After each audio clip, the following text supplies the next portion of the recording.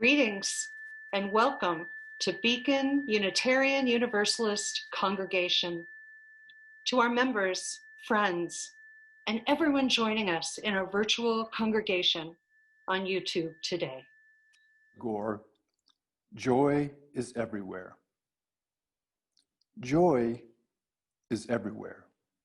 It is in the earth's green covering of grass, in the blue serenity of the sky, in the reckless exuberance of spring, in the severe abstinence of gray winter, in the living flesh that animates our bodily frame, in the perfect poise of the human figure, noble and upright, in living, in the exercise of all our powers, in the acquisition of knowledge. Joy is there everywhere.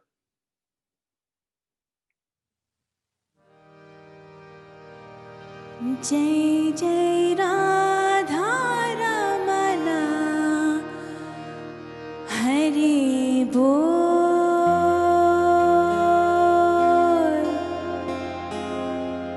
Jai Jai Radha Ramana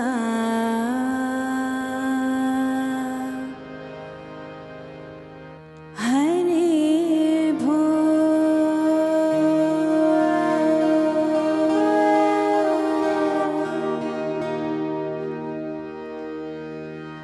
Jai Jai Radha Ramana Hari Bol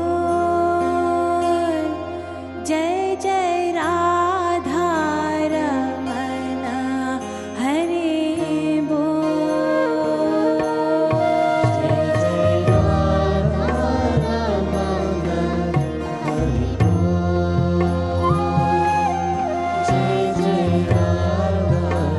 Jai Jai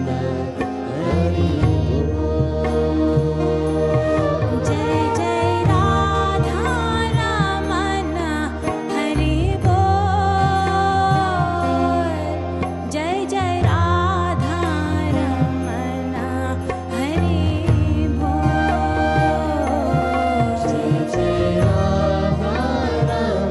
Jai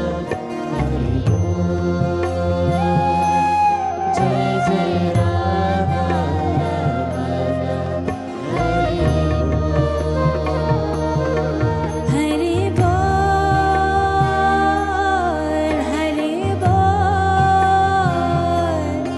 Jai Jai Radha Ramana Hari Bol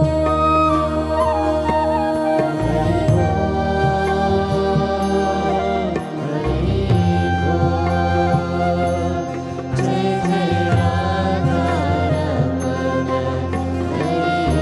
Jai Radha Hari Bol Hari Bol Jai Jai Radha Ramana Hari Jai Jai Radha Ramana Hari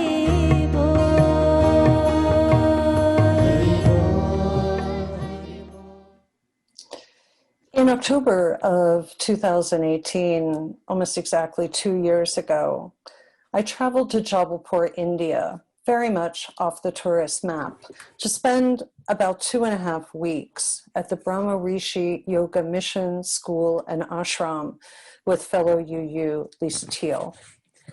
The memories, morals, and glow of the Diwali festival lights continue to shine brightly for me as I reflect anew on my experiences in this beautiful and brutal country known as India. The coronavirus has hit India very, very hard. And given the prevalence of poverty and poor sanitation there, this is not surprising. I offer these passages written originally in a journal while I was in India and on the airplane coming back home in 2018 with a seasoned gratitude and also with a greater appreciation for the experiences we gain through travel outside of our comfort zones. As Mark shared in the essay, Why We Travel by Pico Iyer, we travel to find ourselves and to lose ourselves. We travel to open eyes and hearts, to bring what little we can in our ignorance and knowledge to those parts of the globe whose riches are differently dispersed.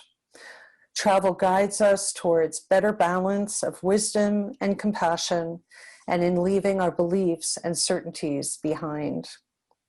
In all of these ways, my passage to and from India has enabled me indeed to travel in search of an innocent eye and returned transformed by love. Today, as I share these passages again, I am wishing the people of India as happy a Diwali as they can have, beginning on November 14th this year for 5 days, and that this festival brings about its intention for our planet, the spiritual victory of light over darkness, good over evil, and knowledge over ignorance. And here are my passages from India.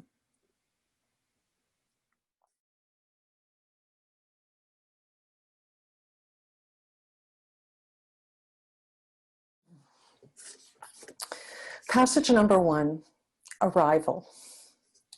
Immediately upon arriving in India, you are hit with this sort of full-on sensory experience of being somewhere different.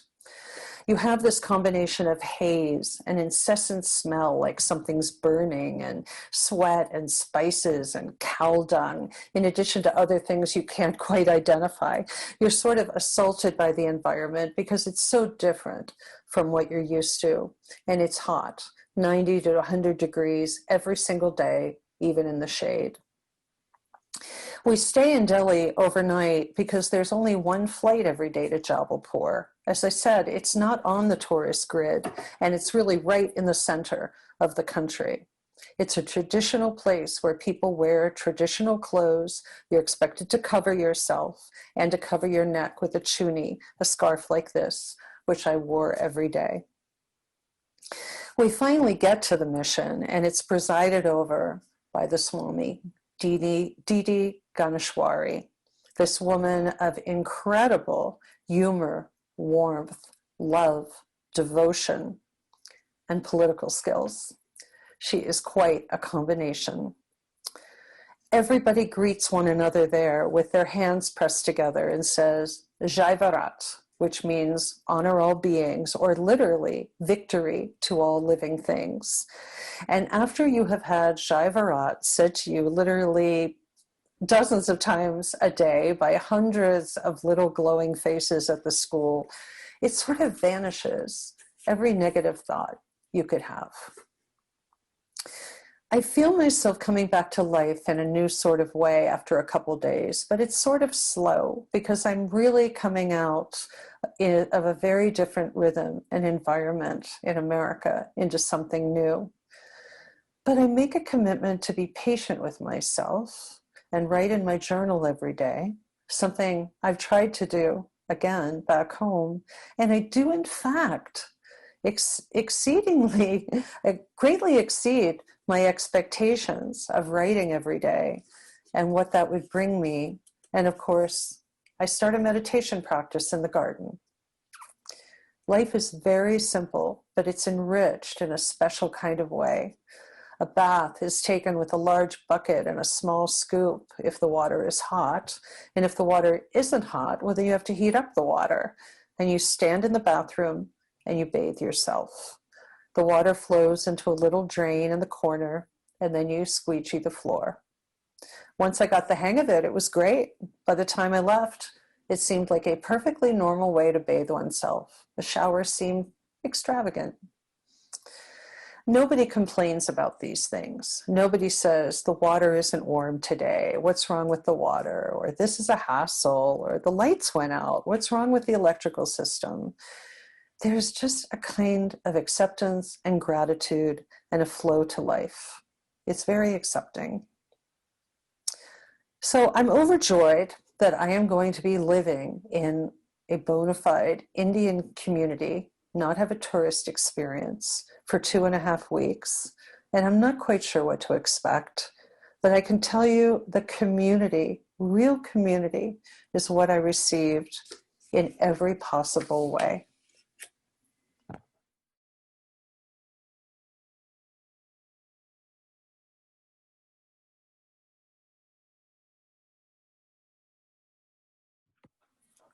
Passage number 2, sacred cows in the passing lane. Cows in India are sacred. You may know that. I think we know to some extent that they don't eat cows there. They're mostly vegetarians. And there are just thousands of stray cows wandering around in India, wherever they choose to roam, thank you very much, along with nearly as many stray street dogs. The cows definitely occupy the top rung in what is the most crazy traffic dance I have ever seen in my life. There are no traffic lights for the most part because they would actually muck up the works, and the pecking order is cows, buses and trucks, cars, scooters, motorcycles, auto rickshaws, bicycles, people, and dogs. Oddly, this becomes completely normative to me after some white-knuckled traffic experiences, maybe in about a week. Cars are flying everywhere. All these various elements are flying through the street, somehow slowing down and speeding up and passing on roads that are barely one lane. And you just stop holding your breath after a while. You assume they know what they're doing. I never saw an accident. I never saw any road rage. Two of the people that work for the Brahma Rishi mission, Buddhu and Deepak, pretty much drove us anywhere we wanted to go. We were very sheltered and protected by the people there in the sweetest possible ways. We got to know Buddhu in particular extremely well and came to trust his driving, even under the most difficult circumstances. As I said, there's no road rage, because this is just the way they move around the city. And road rage, the type of things we see in the West, really comes from the idea of, I deserve to be in this spot, and you don't. You weren't going fast enough, and this is my space. You're taking up my space. You're infringing on my freedom.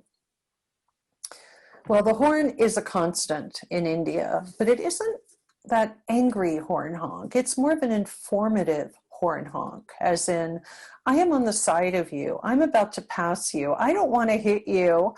Here I come across the road without any warning. Meanwhile, veering around sacred cows, dogs, and people.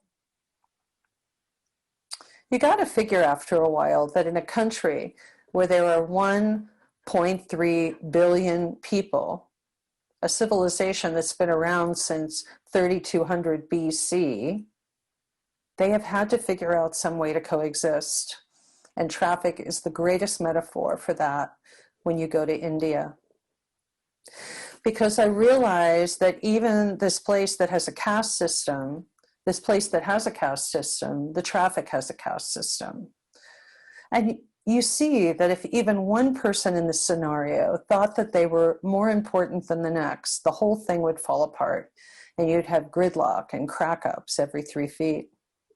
So I took away from this a kind of harmony and humility in which you don't think you're more important than the next person and that everyone deserves to take up their little space on the road.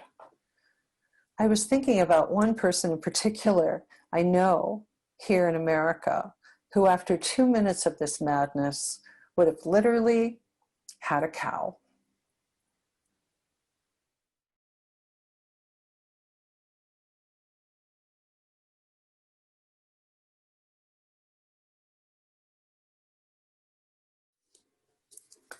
Passage number 3, birthday bash in the CHAKRA ballroom. After a day with the students teaching English, or at least attempting to teach them English, this turned out to be a whole lot more challenging than I expected, but enormously satisfying nonetheless. Lisa and I went with Didi and Maitreya, who was the younger Swami at the mission, to a very posh, rich person's birthday party at one of the only really grand hotels in Jabalpur. I'm not sure if I've mentioned yet that we were the only two Westerners I saw almost the entire time we were in Jabalpur. That's how off the tourist grid it is. But we went to this hotel, and there was a party that was going to be held in the CHAKRA ballroom. And this name made me laugh because it seemed like an oxymoron to me, the CHAKRA ballroom. But the contrast was like a cold slap between the simplicity of the mission and the opulence of this ballroom and this party. And we had spent part of this day on a boat ride at a place called Marble Rocks, and the boat looked like it had been welded back together about 100 times. And we were on the boat with just regular Indians who had paid a few rupees to ride the boat, just like us. So I'm looking around at all of these people with their silks and their jewels and this huge buffet of food, and I feel contempt. And I ask myself, when did I become such a snob about rich people? I realized that this party, coming only a few days into my time there, that this shindig would have fed thousands of everyday Indians who live the most hardscrabble existence I've ever seen in the most normalized way. It would have fed them a simple meal, the kind of meal they typically eat, something like dal and chapati. So I mentioned this to Lisa when we get back. She's been there to India and to the mission many, many times, and she very objectively replies, it's all part of the picture. Those are the people who support the school and the hospice and all the charities in Jabalpur. You have to have people with money to support these causes. And I thought she's right about that, because I got to know some of those benefactors during my trip, and their devotion to the school, the hospice, and other things in the city was beyond admirable. And a light bulb went off over my head, and I thought, it's always worked this way, hasn't it? For better or ill, more for ill than better. Since ancient times, we have always had class and caste. We've always had some form of caste system that has taken a hold in our culture. And I come back to America vowing to find out why that happened and when that happened, and if that can be transformed, or if instead it's like the traffic metaphor, where these pieces just fit together in a certain way.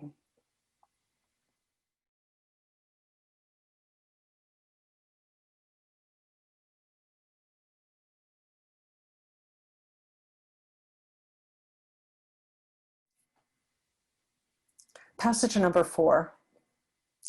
DANYAVAD. Oops, never mind. Hindu, Buddha, Bay, Krishna, and so many others that worked at the mission, that worked at the school and at the hospice. They cooked our meals, they drove us around, they generally cared for us in simple ways. They were servants. I even hate to say the word, but they were servants that were so much a part of a family-like structure, if differently than how we think of a family. And I had discomfort from my Western perspective, I guess from my woke lens about the whole thing. There was so much mutuality and respect among the people, regardless of all this, and no weirdness about it at all. Indu, who was like the little radar O'Reilly of the place, Dee Dee was constantly calling out his name, Indu this, Indu that. I cried when I said goodbye to him. He was so endearing and wonderful. But the ease and readiness between the two of them was beautiful to see. Like many of the boys who lived in the mission hostel, Indu had come to live at the school from an early age and ended up staying there to work. And there is just deep love and respect between him and the Swami. His new bride, Archana, also is now at the school. She is studying to be a medical assistant, and she's going to work at the hospice. They're from the same village, about an hour away from Jabalpur, and it was an arranged marriage. Arranged marriage is still very, very common at all levels of society in India. She was very lovely. So the word thank you in Hindi is Danyavad. It's one of the words I learned first because I wanted to be able to say it. And then I was told I shouldn't say it to the people who worked at the mission. Quit saying thank you. I don't know how to stop saying thank you. Thank you is what you say when someone makes you a meal or does something nice for you. You say thank you. That's how I was raised. Lisa explained to me that in this culture, every time I said thank you, I created distance between me and them, and that what they were doing for me, it was expected of them in a kind of harmony of place, and that I was creating formality and distance, and they weren't. And I thought about that. Here, I thought I was doing something that was showing them respect as the serving class of the place, but in fact, what I was doing was creating awkwardness. It was uncomfortable, but over time, I was able to move from saying Danyavad to just smiling and showing appreciation and saying things like svadish, which means delicious, to compliment the food, rather than thank you for the service. I think the gratitude was so evident, and just the feeling of gratitude for the space was so lovely and so natural. Danyavad didn't really need to be said. It was meant to be felt. A great lesson to take forward. Can we feel and communicate gratitude in just that way in the West?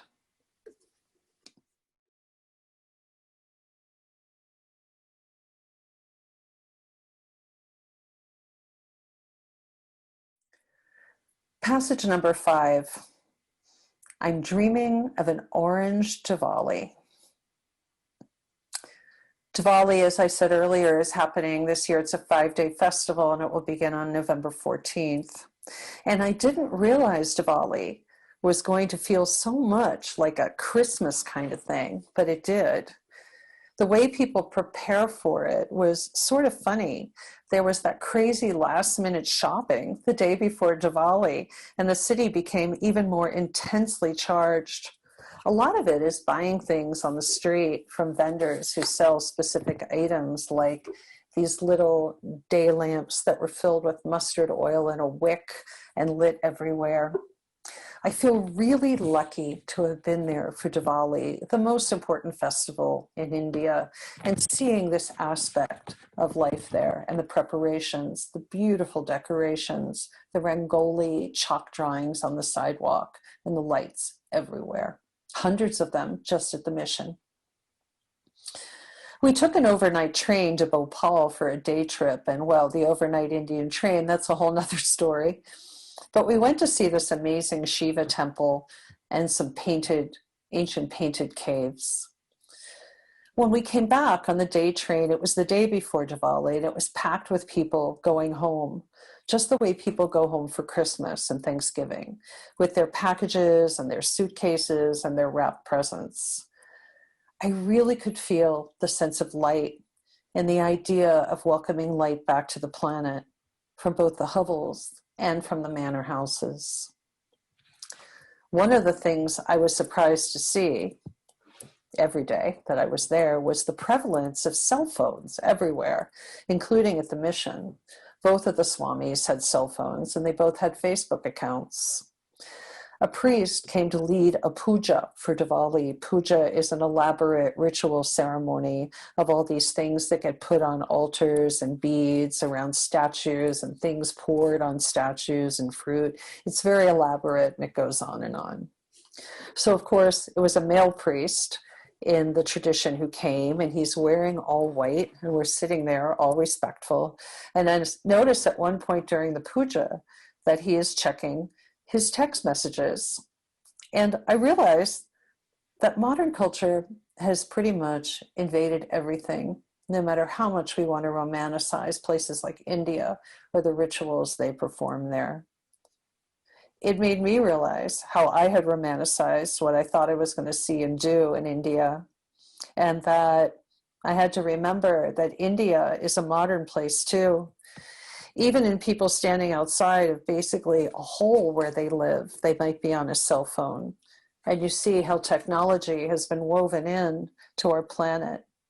But a priest checking his text messages during puja, that sort of took the cake for me, in between venerating Ganesha and staying current on who might have texted him.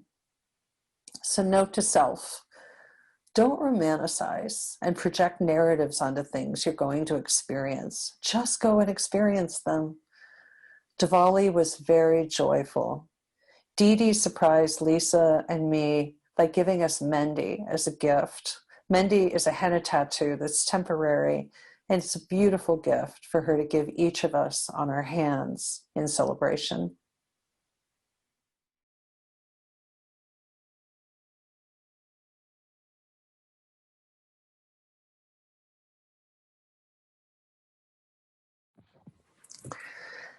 Passage number 6, Swami with a killer instinct. If you have played the classic board game Parcheesi, then you will grasp how Ludo, the Indian version, is played on Didi's cell phone. So Lisa, Maitreya, and I passed the time on the train back from Bhopal playing Ludo on Maitreya's cell phone on this 6-hour trip. Maitreya, who's the younger Swami in orange robes, has the killer instinct of a Las Vegas card shark. She keeps sending Lisa and me back to our home base, giggling and proclaiming with glee, "Killer, oh, sorry," with a twinkle in her eye.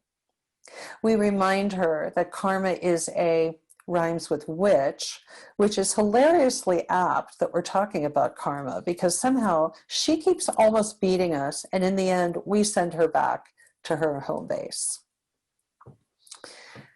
The Swamis really do become real people to me after meeting them and thinking, oh, they're Swamis in orange robes and everything that comes out of their mouth is spiritual and everything they do is spiritual. I bow down to you. But underneath all of that, the orange robes and the foreheads with the red powder are two women who were deeply loved and respected, who provided incredible unconditional love, spirit, and community glue, and who also watched these particular spiritual soap operas. We watched them together. There's one channel where the soap operas are all based on Indian source stories about deities like Rama and Ganesha. And as I've said, the Swamis spent time on Facebook too. I was really pleased that these two people who I expected to have some sort of distance from became so real, so textured. And it just heightened my sense of respect for them. Not gurus, just people, not the moon, just fingers pointing at the moon.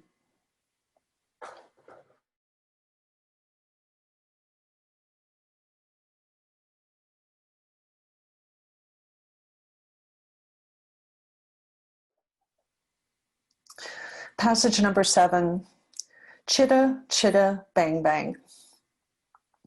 Chitta in yogic philosophy is one of the 4 aspects of consciousness, allowing our emotional reactions to experiences. This can be mind stuff or heart stuff. I realized through my journal writing and lots of honest processing away from my regular American life that we actually attract what we need to grow the seed of Chitta until it's time to bring forward the seed. That there are ways to move from pain and hard emotions to processing, to clarity, to more processing, to almost like a neutralizing of those emotions, with somehow not ignoring them or invalidating them. I think for me, this was the most transformative thing that happened to me on this journey, was this deeper understanding and actual experiencing, taking hard emotions, hard situations, and Chitta, and moving towards a place of greater neutralization and objectivity. I wasn't expecting that, but for that I was deeply grateful.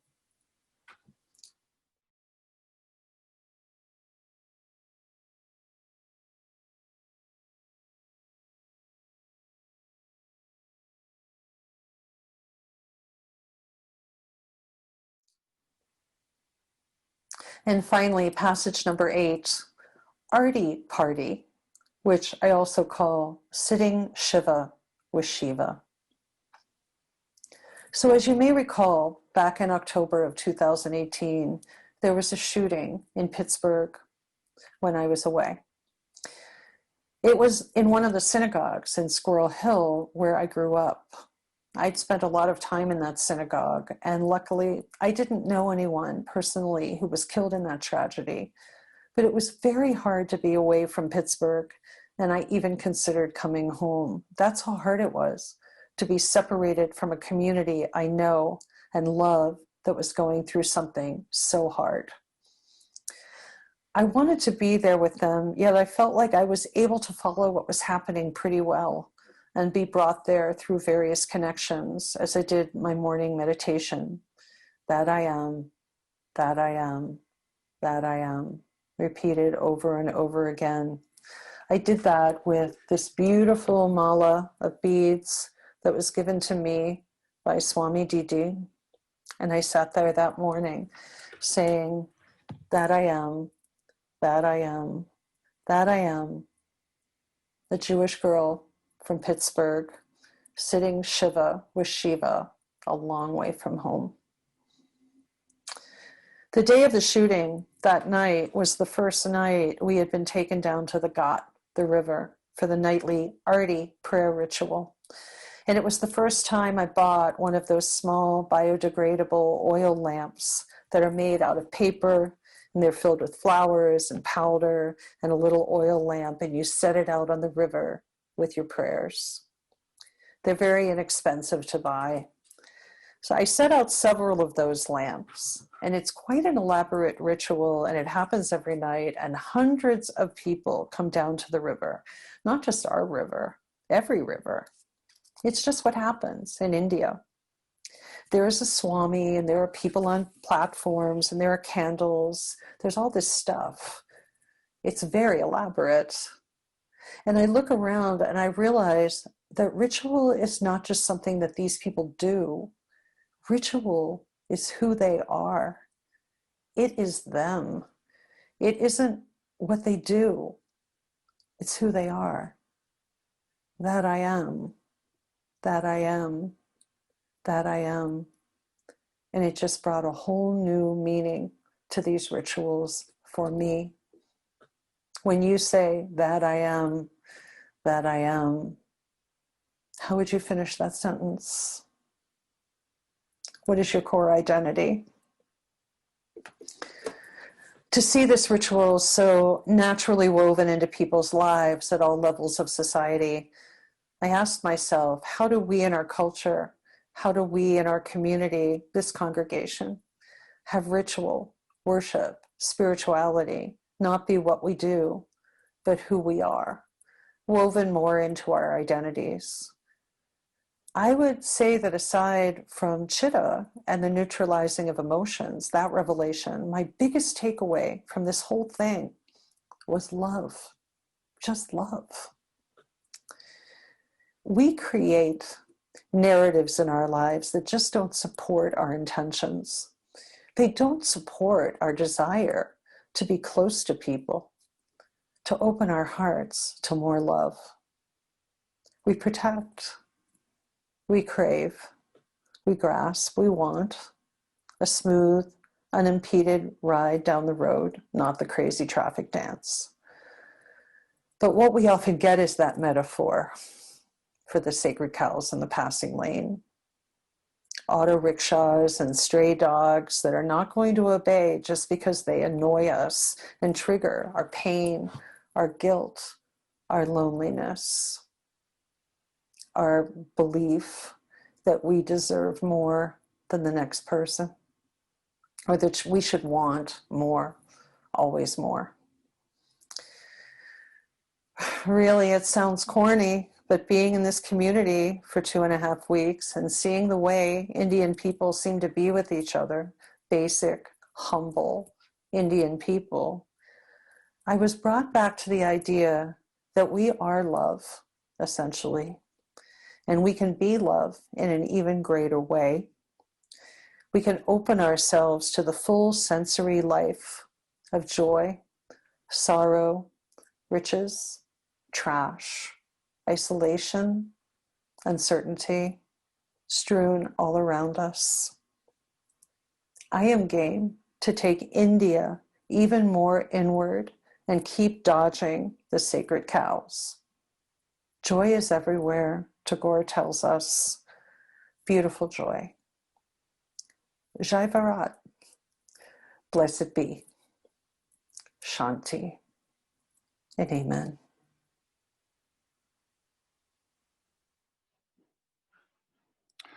More wisdom from Tagore to end our service today. I asked of destiny, tell me who with relentless hand pushes me on. Destiny told me to look behind.